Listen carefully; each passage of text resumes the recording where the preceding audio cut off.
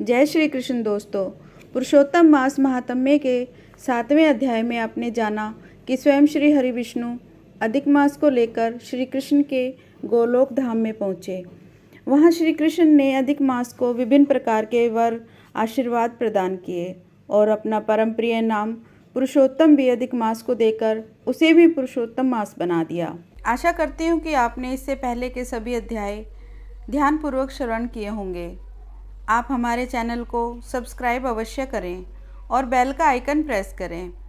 इससे आपको आने वाली वीडियो का नोटिफिकेशन मिलता रहेगा और आप क्रमबद्ध तरीके से कथा का रसपान करते रहेंगे। आज हम पुरुषोत्तम मास महात्म्य के 8वें अध्याय का श्रवण करेंगे। अध्याय 8 अधिक मास महात्म्य। अध्याय 8। सूत जी बोले, हे तपोधन, विष्णु और श्री कृष्ण के संवाद को सुन संतुष्ट मन नारद नारायण से पुनः प्रश्न करने लगे। नारद जी बोले, हे प्रभु, जब विष्णु बैकुंठ चले गए तो फिर क्या हुआ? कहिए, आदि पुरुष कृष्ण और हरिसुत का जो संवाद है वह सब प्राणियों का कल्याणकर है। इस प्रकार प्रश्न को सुनकर भगवान बद्री नारायण जगत को आनंद देने वाले बृहत आख्यान कहने लगे। श्री नारायण बोले, तदंतर विष्णु बड़े प्रसन्न होकर बैकुंठ गए और वहाँ जाकर हे नारद अधिमास को अपने पास ही बसा लिया। अधिमास बैकुंठ में वास कर अत्यंत प्रसन्न हुआ और 12 मास का राजा होकर विष्णु जी के साथ रहने लगा। 12 मासों में मलमास को श्रेष्ठ बनाकर विष्णु जी मन से संतुष्ट हुए। हे मुने, अनंतर भक्तों के ऊपर कृपा करने वाले भगवान युधिष्ठिर और द्रौपदी की ओर देखते हुए कृपा करके अर्जुन से यह बोले। श्री कृष्ण बोले, हे राज शार्दुल, हमको मालूम होता है कि तपोवन में आकर आप लोगों ने दुखित होने के कारण पुरुषोत्तम मास का आदर नहीं किया। वृंदावन की शोभा के नाथ भगवान का प्रिय पात्र पुरुषोत्तम मास आप वनवासियों का प्रमाद में व्यतीत हो गया। भीष्म, द्रोणाचार्य, कर्ण के भय से संतप्त मन आप सब लोगों ने भय और द्वेष से मुक्त होने के कारण प्राप्त पुरुषोत्तम मास पर ध्यान नहीं दिया। कृष्ण द्वैपायन व्यासदेव से प्राप्त विद्या के आराधन में तत्पर रणवीर अर्जुन के इंद्रकील पर्वत पर चले जाने पर उसके वियोग से दुखित आप लोगों ने पुरुषोत्तम मास को नहीं जाना। यदि आप यह पूछें कि हम क्या करें, तो मैं यही कहूँगा कि भाग्य का अवलंबन करो। पुरुषों का जैसा अदृष्ट होता है वैसा ही सदा भासता है। भाग्य से उत्पन्न जो फल है वह अवश्य ही भोगना पड़ता है। सुख, दुख, भय, कुशलता इत्यादि भाग्य अनुसार ही मनुष्यों को प्राप्त होते हैं। अतः अदृष्ट पर विश्वास रखने वाले आप लोगों को अदृष्ट पर निर्भर रहना चाहिए। आप इसके बाद आप लोगों के दुख का दूसरा कारण और बड़ा आश्चर्यजनक इतिहास के सहित कहते हैं। हे महाराज, हमारे मुख से कहा हुआ सुनो। श्री कृष्ण बोले, यह भाग्यशाली द्रौपदी पूर्व जन्म में बड़ी सुंदरी मेधावी ऋषि के घर में उत्पन्न हुई थी। समय व्यतीत होने पर जब 10 वर्ष की हुई तब क्रम से रूप और लावण्य से युक्त अति सुंदर और आकर्षक नेत्रों से शोभायमान हुई। चातुर्य गुण से युक्त यह अपने पिता की एकमात्र इकलौती कन्या थी। अतः चतुरा, गुणवती, सुंदरी यह पिता की बड़ी लाडली थी।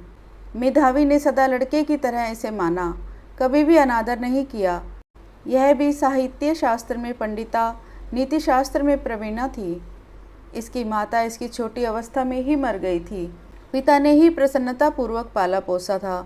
पास में रहने वाली अपनी सखी के पुत्र पौत्रादि सुख को देख इसको भी ईर्ष्या हुई और तब यह सोचने लगी कि हमें यह सुख कैसे प्राप्त होगा। गुण और भाग्य का निधि, सुख देने वाला पति और सत्पुत्र कैसे होंगे। इस प्रकार मनोरथ विचारती हुई यह सोचने लगी कि पहले मेरा विवाह उपस्थित था, परंतु भाग्य ने बिगाड़ दिया। अब क्या करने से अथवा क्या जानने से एवं किस देवता की उपासना करने से या किस मुनि की शरण में जाने से या किस तीर्थ का आश्रय करने से मेरी मनोकामना पूर्ण होगी। मेरा भाग्य कैसा सो गया कि कोई भी पति मुझको वरण नहीं करता है। पंडित भी मेरा पिता मेरे ही दुर्भाग्य से मूर्ख हो गया है। बड़ा आश्चर्य है, विवाह का समय उपस्थित होने पर भी मेरे समान वर को पिता ने नहीं देखा। मैं अपनी सहेलियों के बीच में प्रमुख हूँ, परंतु कुमारी होने के कारण पति दुख से पीड़ित हूँ। जैसे मुझे मेरी सखियाँ पति सुख को भोगने वाली हैं, वैसी मैं नहीं हूँ।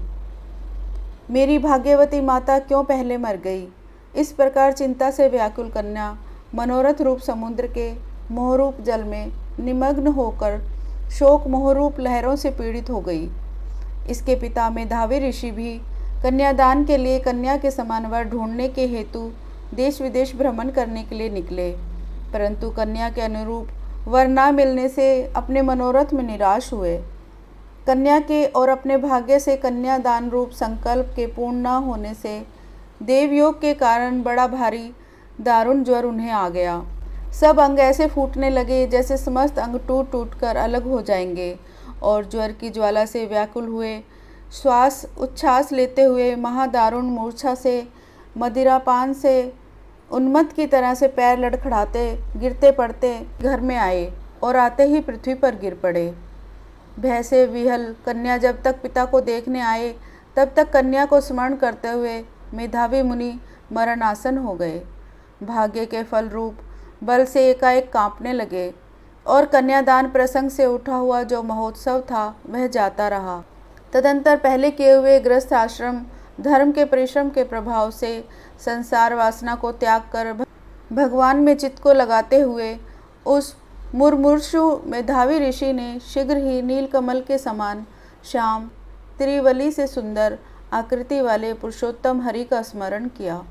हे रास के स्वामी, हे राधा रमन, हे प्रचंड भुजदंड से दूर से ही देवताओं के शत्रु दैत्यों को मारने वाले, हे अति उग्र दावानल को पान कर जाने वाले, हे कुमारी गोपिकाओं के उतारे हुए वस्त्रों को हरण करने वाले, हे श्री कृष्ण, हे गोविंद, हे हरे, हे मुरारे, हे राधेश, हे दामोदर, हे दीनानाथ, मुझ संसार में निमग्न की रक्षा कीजिए। इंद्रियों के ईश्वर आपको प्रणाम है। इस प्रकार मेधावी के वचन को दूर से ही सुनकर श्री भगवान के दूत चटपट मुकुंद लोक से आते हुए उस मरे हुए मुनि को हाथ से पकड़कर ईश्वर के चरण कमलों में ले आए। इस प्रकार अपने पिता के प्राणों को निकलता हुआ देख वह कन्या हाहाकार करने लगी और पिता के शरीर को अपनी गोद में रखकर अति दुख से विलाप करने लगी। चीला पक्षी की तरह बहुत देर तक विलाप करके अत्यंत दुख से विहल हुई और पिता को जीवित की तरह समझकर बोली। वह बाला बोली, हाय हाय हे पिता, हे कृपा सिंधो, हे अपनी कन्या को सुख देने वाले, मुझे आज किसके पास छोड़कर आप बैकुंठ सिधारे हैं। हे तात, पितृहीन मेरी कौन रक्षा करेगा। आज मेरे भाई बंधु माता आदि कोई भी नहीं है। हे तात, मेरे भोजन वस्त्र की चिंता कौन करेगा।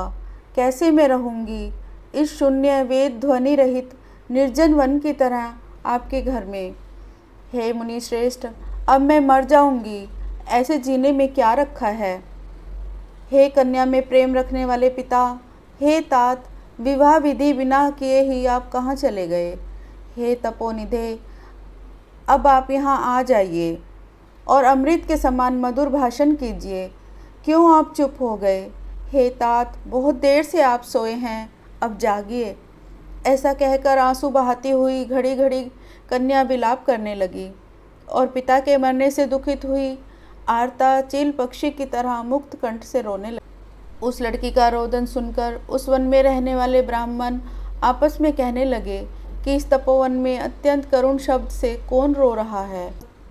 ऐसा कहकर सब तपस्वी चुप होकर यह मेधावी ऋषि की कन्या का शब्द है ऐसा निश्चय कर घबराए हुए हाहाकार करते हुए मेधावी के घर में आए और वहां आकर सबने कन्या के गोद में मरे हुए मेधावी ऋषि को देखा और देखकर उस वन में रहने वाले सब मुनि भी रोने लगे और कन्या की गोद से शव को लेकर शिव मंदिर के पास शमशान पर गए। वहां काठ की चिता लगाकर विधि से अंत्येष्टि कर्म कर उसका दाह किया। दाह के अनंतर कन्या को समझाकर सब ऋषि अपने अपने आश्रम गए। इधर कन्या भी धैर्य धारण कर इस प्रकार पिता की मरण क्रिया को करके कन्या इसी तपोवन में निवास करने लगी और पिता के मरण रूप दुखाग्नि से जली हुई रंभा की तरह व्यथित होती हुई एवं बछड़े के मर जाने से जैसे गो चिल्लाती है और खाती नहीं दुर्बल होती जाती है, वैसे ही यह बाला भी दुखित हुई। इस प्रकार पुरुष मास महात्म्य में श्री नारायण नर संवाद में कुमारी विलाप नामक अष्टम अध्याय संपूर्ण हुआ। ओम श्री कृष्णाय नमः।